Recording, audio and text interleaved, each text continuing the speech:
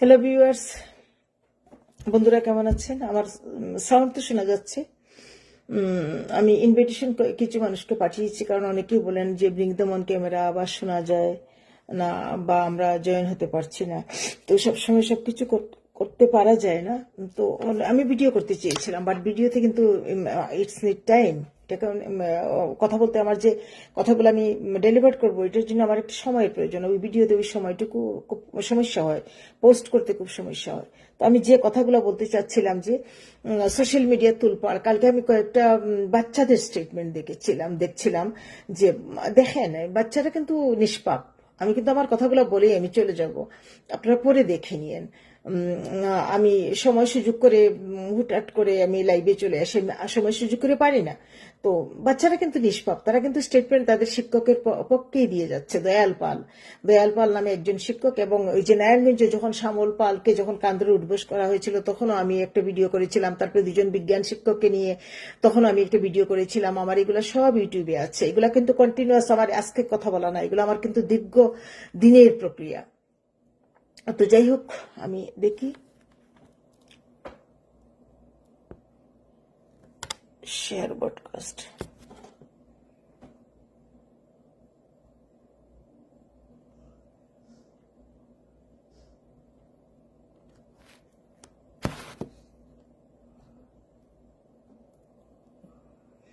আচ্ছা, আমি আবার কয়েকজনকে ইনভিটেশনে পাঠাইলাম, যারা অ্যাড হইলেও না হইলে নাই।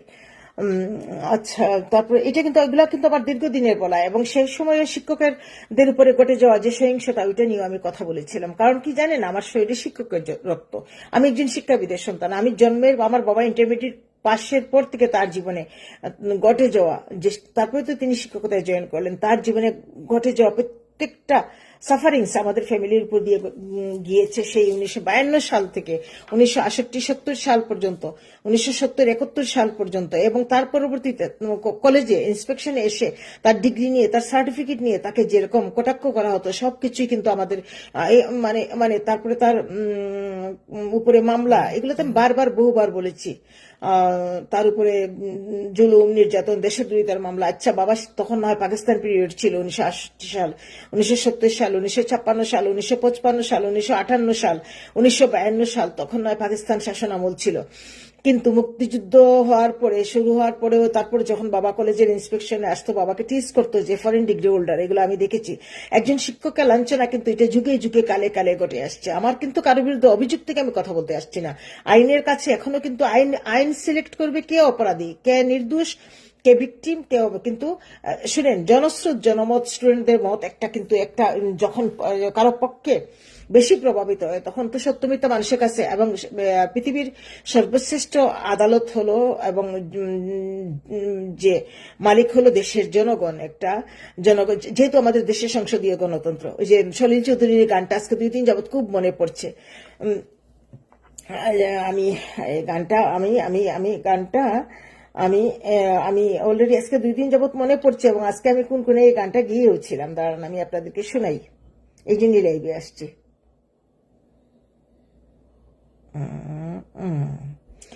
এখানে 2-3টা বয়েস আছে, আমি একটা বয়েস শোনাচ্ছি।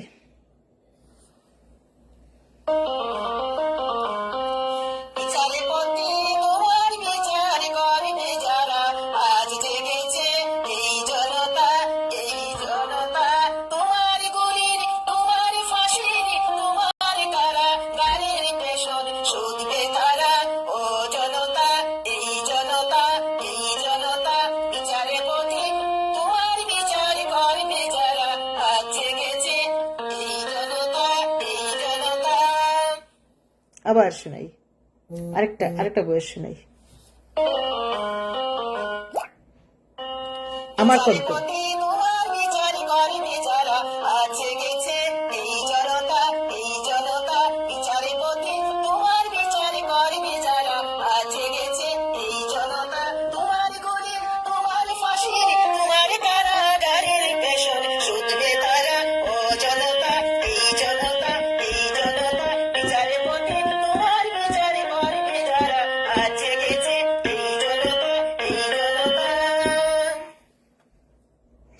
গানটা 2 দিন যাবৎ খুব মনে পড়ছে।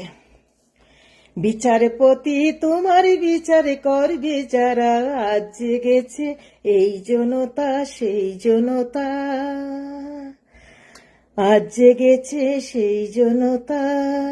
তোমার গুলির তোমার ফাঁসির তোমার কারা, গাড়ির পেছন শুধবে তারা, ও জনতা এই জনতা, বিচারপতি তোমার বিচার করবে যারা, আজ জেগেছে সেই জনতা।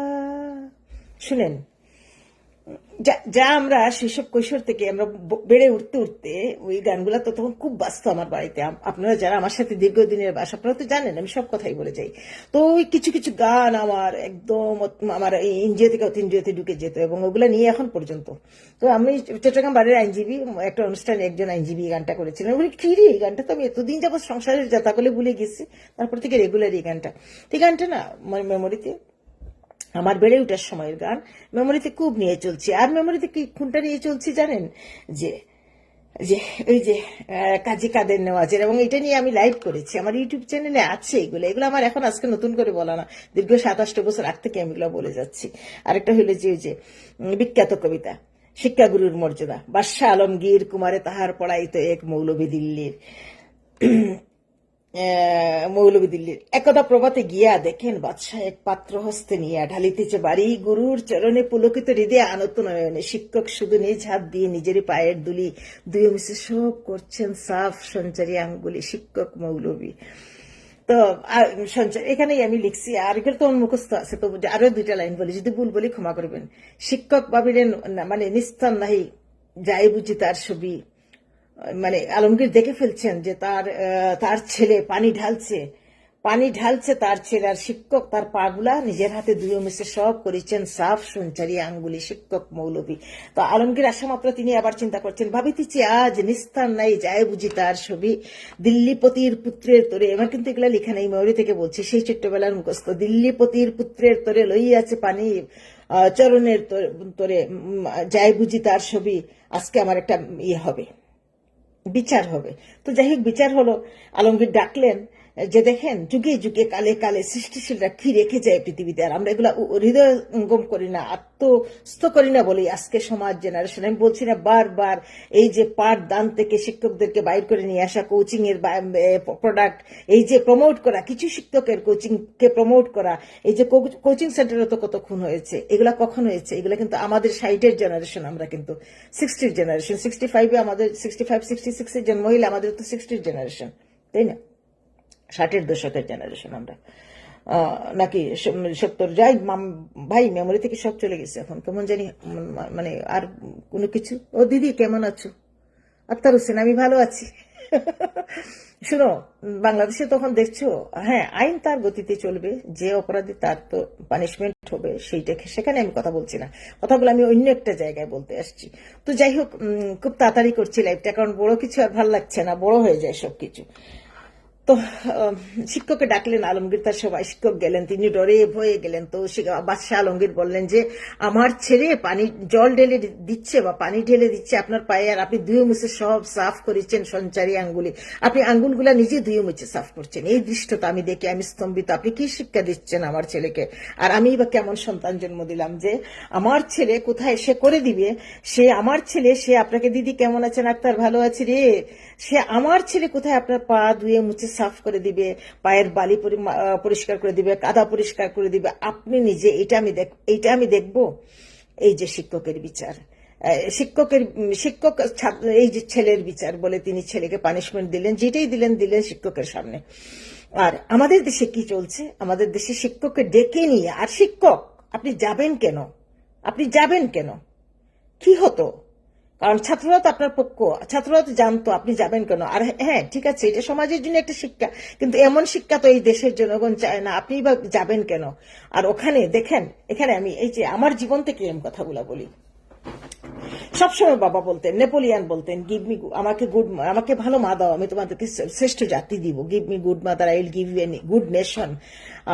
সবসময় বাবার মুখ থেকে শুনতে শুনতে ভাই একদিন বিরক্ত হয়ে যেতাম আমি এই কথাগুলো শুনতে শুনতে, যে সবসময় নেপোলিয়ানের কথা বলতেন, যে নেপোলিয়ান সবসময় বলতেন যে আমাকে ভালো মা দাও, তোমাদেরকে আমি ভালো জাতি দিব। তো যাই হোক, মা বলছেন যে শিক্ষক গেলেন, Wills Little Flower School and কলেজের সিনিয়র শিক্ষক, বিজ্ঞান শিক্ষক দয়াল পাল বিচারপতির বাসায় গেলেন। হ্যাঁ, চন্দন দে ওয়াচিং, ফয়েজউদ্দিন ওয়াচিং।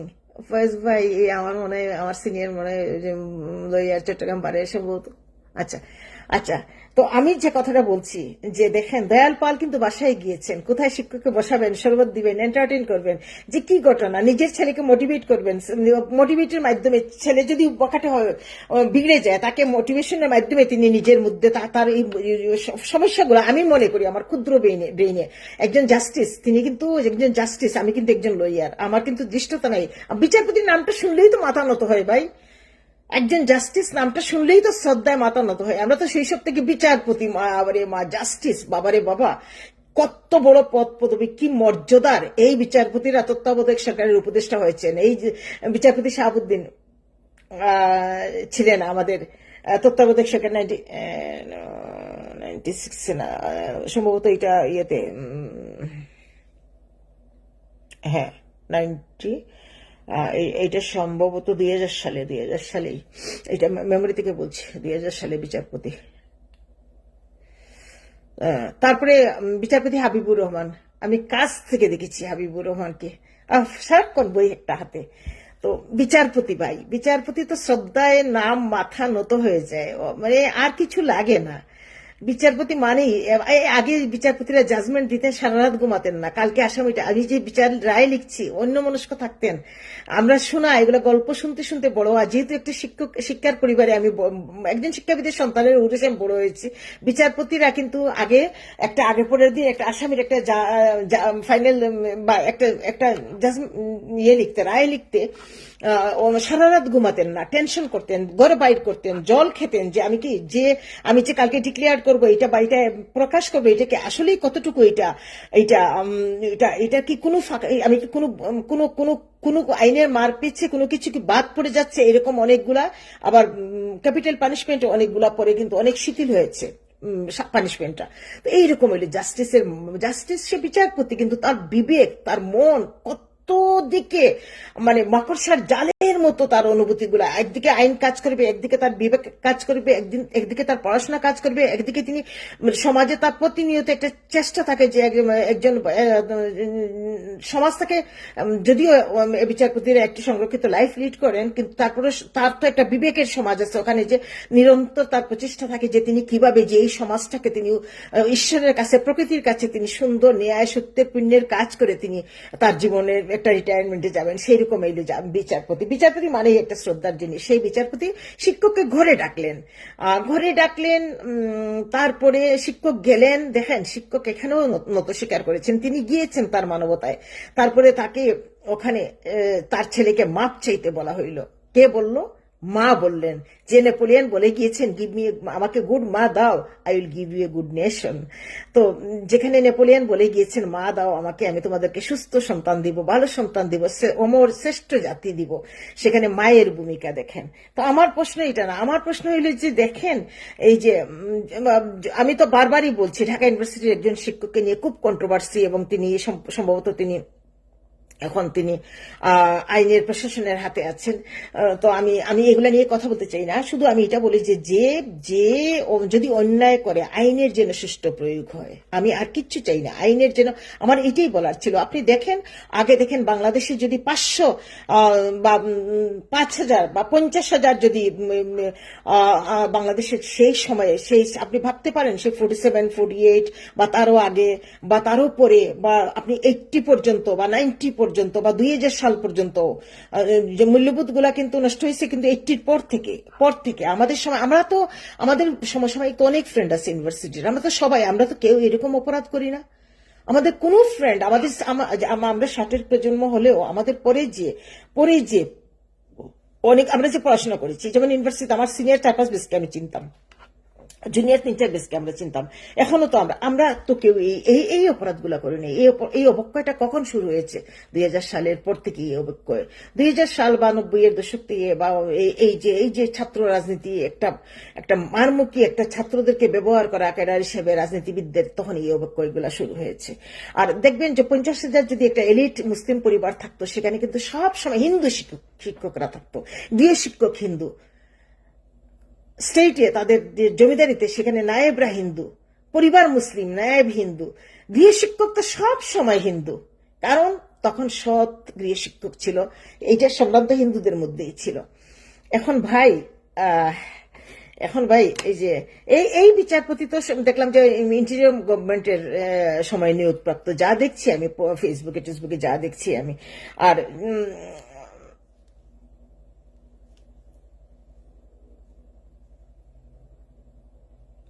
আর ছেলেকে বাসায় ডেকে নিয়েছে, বলছেন যে ছেলের কাছে ক্ষমা চান আপনি, না হয় আপনাকে আমরা জেল খাটাবো। ভাই এটা কি বলবো আমি আমি আমি না, এই যত দেখছি না এগুলো আমি আমি আমি আমি অবাক হয়ে যাচ্ছি। আমি অবাক হয়ে যাচ্ছি। তো ওই লাইনগুলো আবার মনে পড়ছে, তোমার সবার আমির যারা ফাঁসির কাস্টে ঝুলবে তারা, তোমার রাজা মহারাজা করো জুড়িয়ে মাখবে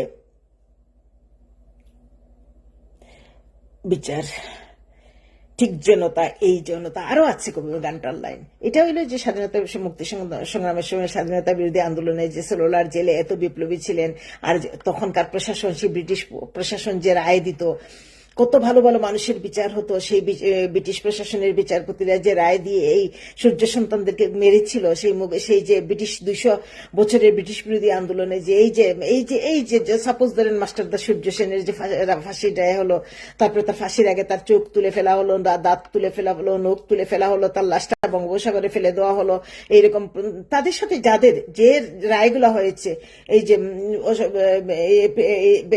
প্রীতিলতার তো কোনো বিচারই হয় নাই, তারপরে সূর্য সেনের সাথে ফাঁসির দিনে আরেকজনকে ফাঁসি দেওয়া হয়েছে, এগুলো আমার সব মুখস্থ ছিল, এখন আমি এগুলো ভুলে গিয়েছি। আমি আজকে এখান থেকে আসছি যে আমি শুধু এই কথাটাই বলতে চাই যে এই শিক্ষক জাতিকে এমনি তো যারা শিল্প সাহিত্য সংস্কৃতি কবিতা গান বহুবার বলছি, তারপরে কেউ না কেউ লাইফটা থেকে মিস পড়ে যায়, এই জন্য বারবারই এই কথাগুলো বলি, যে রিলিজিয়নে কবিতা গান শিল্প সাহিত্য নৃত্য কলা আবৃত্তি স্থাপত্য সবকিছু নিয়ে যে ধরো স্বমহিমায় বিশ্বের বুকে দাঁড়ায় আসছে। আমি সেদিন বলেছিলাম ওয়েস্টল্যান্ডে যে আপনার যে ওয়েস্টল্যান্ডে টি.এস. এলিয়টও কিন্তু শেষে ওম শান্তি ওম শান্তি ওম শান্তি উপনিষদে ফিরে আসছেন, যে দাঁড়ায় আছে। এখন তো বাংলাদেশে তো আসলে বাংলাদেশে তো এইটা তো বাংলাদেশের আমরা তো জানি, আমরা তো ইতিহাস পড়ি, আমরা তো জানি বাংলাদেশের আদি অন্ত, কে কিভাবে কোথায় কোন অবস্থানে আজকে, এগুলো তো আমরা জানি, ইতিহাস থেকে জেনেছি, এগুলো তো ডেলিভার সত্য। তো এখন যদি আপনারা যদি এই যে অল্প কিছু মানুষ আছে এদেরকে যদি আপনারা এইভাবে নির্যাতন করেন, আমি তো এখানে দেখছি যে আমি জানি না তদন্তে কি বের হয়ে আসবে, কিন্তু আমি যা দেখছি যে আমি বিশেষ করে আমি আরো একটু হইলাম যে যখন ছোট্ট ছোট্ট বাচ্চাগুলা রিল দেখছিলাম, বাচ্চাগুলা বলছিল যে একটা বাংলার একটা জিনিস, এই আমি শিক্ষকতা করেছি, এগুলা বাচ্চাদের কিছু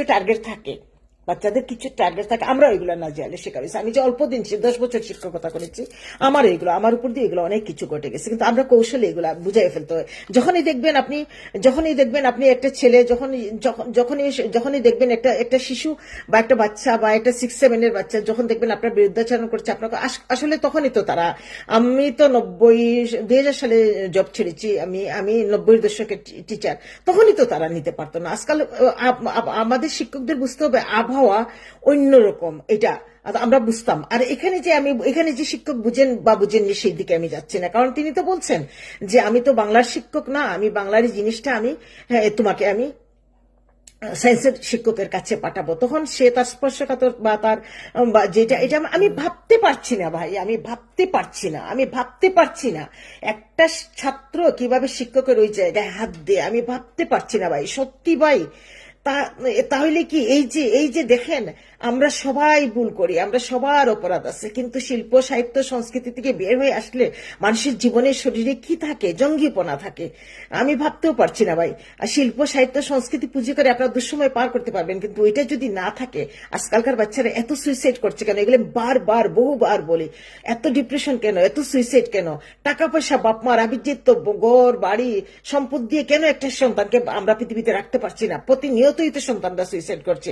এই যে ঢাকা বিশ্ববিদ্যালয়ের শিক্ষক উনি গেলেন, ওই মেয়েটা সুইসাইড করছে কেন রে ভাই, কত কিছু, এই যে আমাদের জীবনটা কি স্মুথ, আমরা আমাদের জীবনটা কি স্মুথ? আমরা গ্রাম থেকে বেরোয় আসছি কত প্রতিকূলতা ফেস করে, কত কারণে আসামির কাঠগড়ায় দাঁড়াতে হয়েছে, কত কারণে কত ব্লেম নিতে হয়েছে, কত কারণে কত কন্ট্রোভার্সির শিকার হয়েছি, কত কারণে কত স্ক্যান্ডেলিং এর শিকার হয়েছি। তো কি আমরা আজ পর্যন্ত মাথা উঁচু করে দাঁড়ায় আছি না? এই যে অবুঝ মনে, বাচ্চা মনে, সব কথা কি, কোনো কথা কি কোনোদিন বাবা মাকে বলেছি?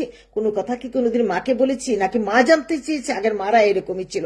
নাকি শুধু নিজের মধ্যে লড়াই লড়াই লড়াই লড়াই লড়াই? এখন এই লড়াইয়ের মানসিকতা থাকবে না একটা সন্তানের? একটা কিছু ঘটে গেলে একটা শিক্ষককে চট করে অ্যারেস্ট করা হবে, সে যদি দোষী হয় তার বিচার হোক, আমি চাই তার বিচার হোক। সে যদি, কিন্তু কোনো মানুষ যেন কোনো মানুষ যেন বিনা অপরাধে শাস্তি না পায়। এখন এই আমাদের দেশটা হয়ে গেছে বিনা অপরাধে শাস্তি পাওয়ার দেশ। আজকে দয়াল পাল ঢাকা বিশ্ববিদ্যালয়ের শিক্ষক একজন, উনি দীপক না দিলীপ এরকম সামথিং চক্রবর্তী, উনি এরকম প্রতিনিয়ত কন্টিনিউয়াস করছে। তো আপনারা এগুলা করে লাভটা কি করছেন? একটা শিক্ষক শোনেন, এটা কিন্তু নতুন কিছু না, এটা অনেক আগের ঘটনা। একটা শিক্ষকের সাথে একটা মেয়ের ইমোশনাল একটা অ্যাটাচমেন্ট হতেই পারে। আমরা প্রেম নিয়ে চলি, প্রেম নিয়ে বাঁচি, প্রেম প্রকৃতির দান।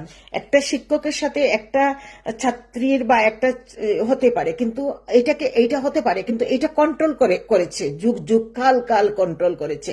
আজকাল একটা একটা কলেজ শিক্ষক কিছুদিন আগে মারা গেল না, বেশ 2 বছর আগে, অনেক ছোট ছাত্রকে বিয়ে করেছিল। এরপরে আরেকটা ঘটনা আমি দেখলাম, তো আমি এগুলো নিয়ে আগে কলাম লিখতাম, এখন আর লিখি না। যে এই যে দেখেন, এই যে একটা কলেজের শিক্ষিকা, সে কিন্তু কিচ্ছু করে নাই, সে কিন্তু জীবনে 6, 7, 8, 9, 10 ইন্টারমিডিয়েট পাস করছে, কোন রকম একটা জাতীয় ইউনিভার্সিটি থেকে একটা জাতীয় ইউনিভার্সিটি থেকে হয়তো একটা ডিগ্রি নিয়েছে, এবং সে করে নাই, তার এটা আমি ফল্ট বলবো না। হয়তো তার ফ্যামিলির কোনো ওরকম কোনো সাপোর্ট ছিল না, বা ওইরকম কোনো সিচুয়েশন ছিল না, সে কলেজে ভর্তি হয়ে গেছে। কিন্তু তার জীবনে কিন্তু আর এক্সট্রা কারিকুলারের মধ্যে কিছুই নেই। সে কি করলো, ওই ছেলেটাকে বিয়ে করে ফেললো, করার পরে দেখলো ছেলেটা তাকে টর্চার করে, তখন সে আত্মহত্যা করলো। এখন কলেজের টিচার ছাত্রকে বিয়ে করছে। ভাই, আমি জাজমেন্টাল হব কখন? যখন আমার মধ্যে সৃজনশীলতা থাকবে। আপনি কলেজের টিচার, আপনি একটা ছাত্রকে বিয়ে করে প্রমোট করছেন সমাজে, এটা আপনি প্রমোট করছেন। আপনি কলেজের শিক্ষক, আপনি একটা ভদ্রমহিলা, আপনি কেন একটা ছাত্রকে বিয়ে করবেন? ভাই, এটা আপনি কি ছড়াই দিচ্ছেন জেনারেশনকে? আমি বারবার এই জেনারেশনের জন্য চিন্তা করি। এইভাবে হইতে হইতে দেখেন, আমরা 60-এর দশকের জেনারেশন, আমরা কিন্তু বারবার দেখছি দেখতে আমরা 70-এর দশকে, যে ওই যে আগের মতো দেখতে আমরা কিন্তু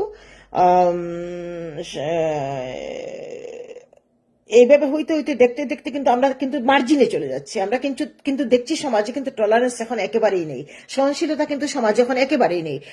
এটা কিন্তু আমাদের কালচার হয়ে যাচ্ছে, আমাদের রুলস হয়ে যাচ্ছে। এটা যে আমি চাইলে একজন শিক্ষককে গড়ে এনে উপমান করতে পারবো, আমি চাইলে একজন শিক্ষকের কান ধরে উঠবোস করাতে পারবো।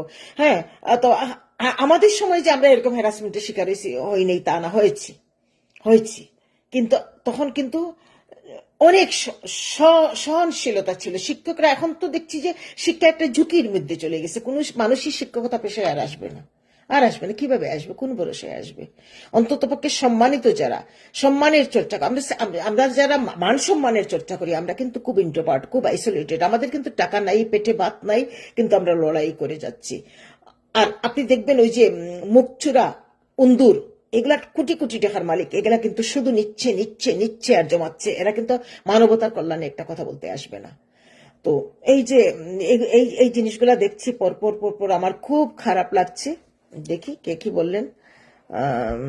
ফয়েজউদ্দিন ওয়াচিং, ফয়েজ ভাই watching, bring them on camera.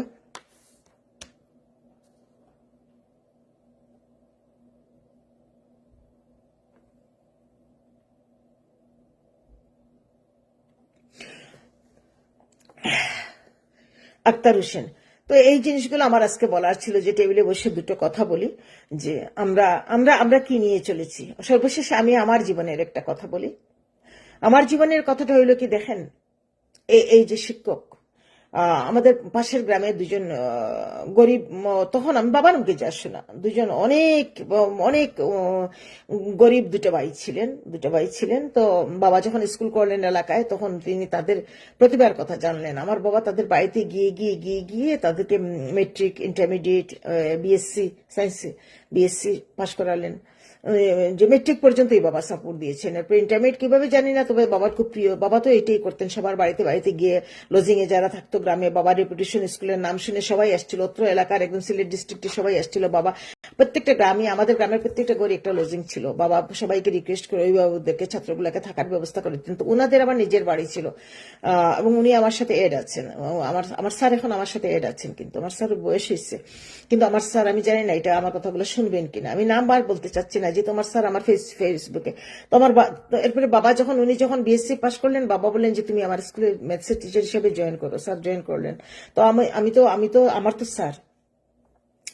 তো আমি যখন 9-এ উঠলাম, আমি ক্লাস 8-এ, এইটে আমি ক্লাস 8-এ, কিন্তু আমি অনেক বড়, এইটি কিন্তু অনেক বড়। তো বাবা বললেন যে দেখো, আমি না নামটা নিচ্ছি না, স্যার আমার সাথে এড আছে। বাবা বললেন যে স্যার ভুলে গেছে ঘটনা।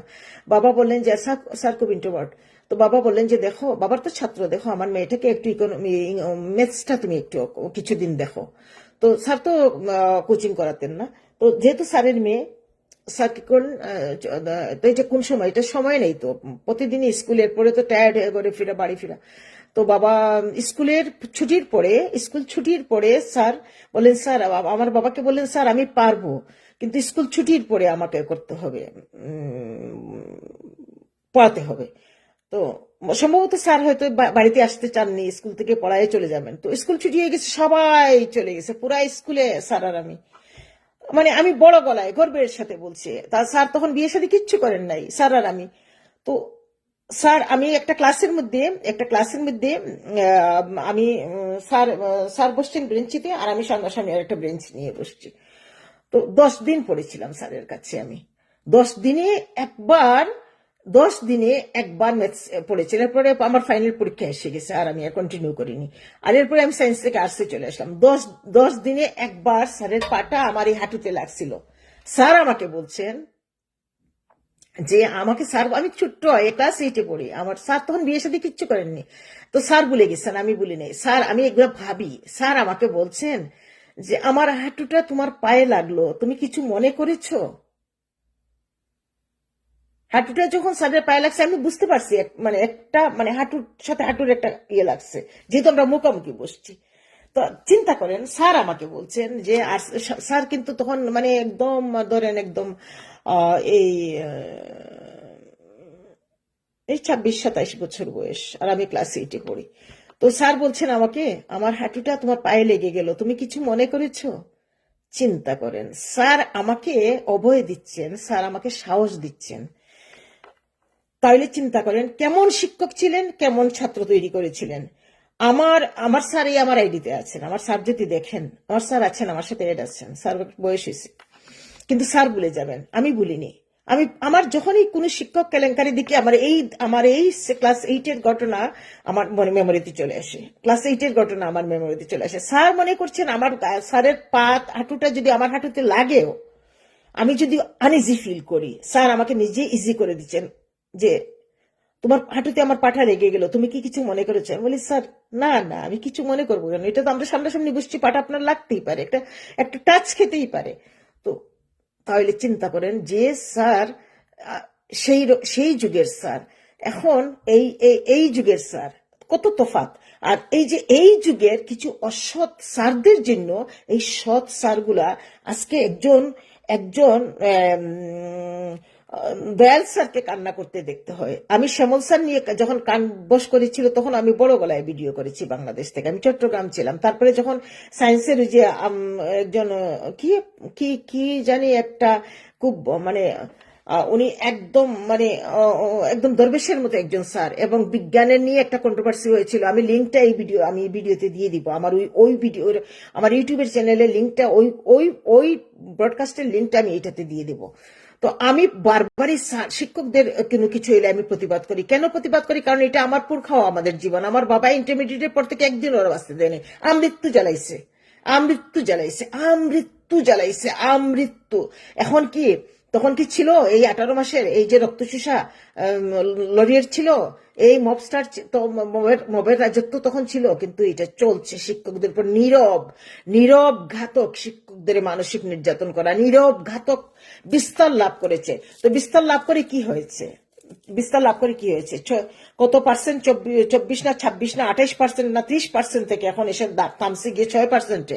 আর 6%-এ যে থামাইছো তোমরা, যে 6%-এ থামাইছো, 6%-এই তো সৃজনশীল সৃষ্টিশীল মানুষ, তাদেরকে বিতাড়িত করলে আর থাকবেটা কি, তোমাদের কি থাকবে তোমরা বুঝে নাও।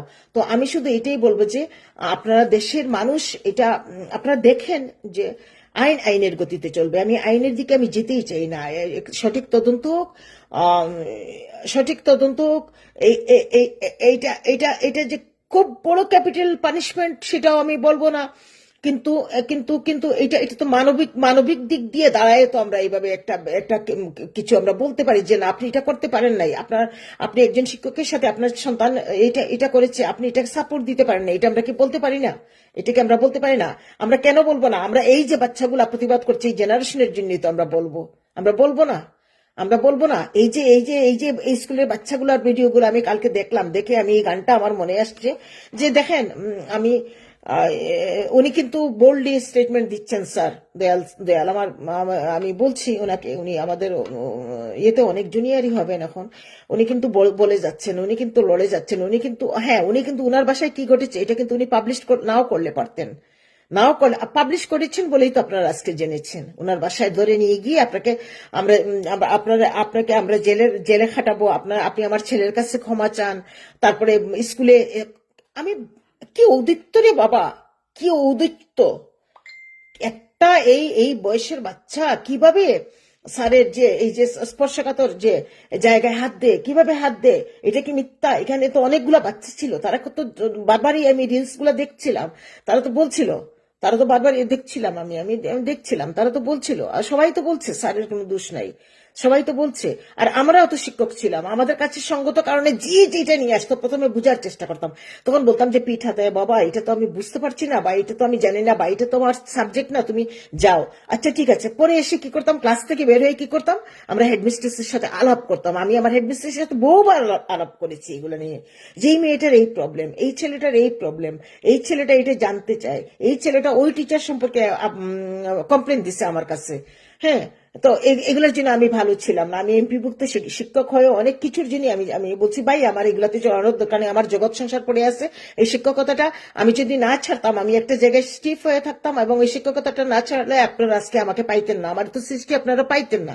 আমি চলে আসছিলাম চাকরিটা, আমি এমপিভুক্ত শিক্ষক হয়ে এমপিভুক্ত শিক্ষক হয়েও আমি আমি শিক্ষায় গ্রাজুয়েশন করেও আমি চাকরিটা আমি ছেড়েছিলাম। আমি ওখানে এতটাই আমি মেধার প্রমাণ দিয়েছিলাম যে এগুলা পরে বলবো, আমি চাকরিটা ছেড়ে দিয়েছিলাম। যে এত ভাই ভাই শুনেন, কাজ করব স্মুথলি, কাজ করব, কাজের মধ্যে প্রত্যেকটা জায়গায় এত ডিস্টার্ব মেন্টাল হইলে কোনো কিছু হয় না। কত দিকে লড়াই চালানো যায় বলেন তো? তো যাই হোক, আমার এগুলোই আজকে বলার ছিল। আমার কিন্তু ওই যে বললাম জাস্টিস, বিচারপতি নামটা শুনলেই বাবার মুখে ছোট্টবেলায় অনেক জাস্টিসের নাম শুনতাম, যে তখন তো হাতে গোনা মানুষই অল্প ছিল, সবার কথা বলতেন। হ্যাঁ, আর আরেকটা কথা আমার শৈশবের আজকে বলি, যে এই যে আরেকটা ওই এইটা এটা এই চ্যাপ্টারের বাইরে গিয়ে একটা কথা বলি। তো ছোট্টবেলায় যখন আমাদের যে আমাদের যে বাড়ির যে উঠানে বড় পুকুরের মাঝখান, তো আমাদের একদম বিটা, আমাদের বাড়ি এখনো মাঝখানে, এত বড় বাড়ির মাঝ একদম মধ্য বিটাটা আমাদের। তো সাইডও না, দুনো সাইডে অনেক বাড়ি আছে, সাইডও না, এক টানা বাড়ি। তো যখন আমার দাদুর বাবার থেকে যখন আমাদের জ্ঞাতি পয়সা হলো, একটু শিক্ষিত, উনি বাগানে থাকতেন, উনি যখন আমাদের বিটাটা টাকার বিনিময়ে নিয়ে নিলেন, তখন তো এটা নিয়ে পরে মূর্তিতে মামলা মোকদ্দমা, আমার বাবা একটু বড় হয়ে তারপরে আমার এইগুলো ফিরে আনলেন। তো বাবার মুখে শুনেছি উপেন্দ্র উকিল সিলেটের, আমি এখন কিছুই বলতে পারবো না। উপেন্দ্র উকিল একজন ছিলেন সেই সময়ে।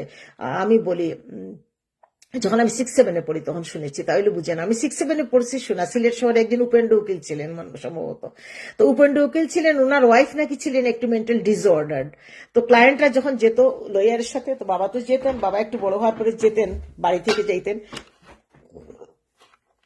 তো উনি ক্লায়েন্টের সাথে ডিল করছেন, তখন ওনার ওয়াইফ নাকি মানে চিল্লা চিল্লি করে চিৎকার দিয়ে দিয়ে দোতলা থেকে নামতেন। তো ক্লায়েন্টরা খুব ডিস্টার্বড হইতো। আর উপেন্দ্র উকিল নাকি বলতেন যে ইয়ে এই তোমরা কে আছো, ওকে নিয়ে যাও, ওকে নিয়ে যাও। তো উপেন্দ্র উকিলের ওয়াইফ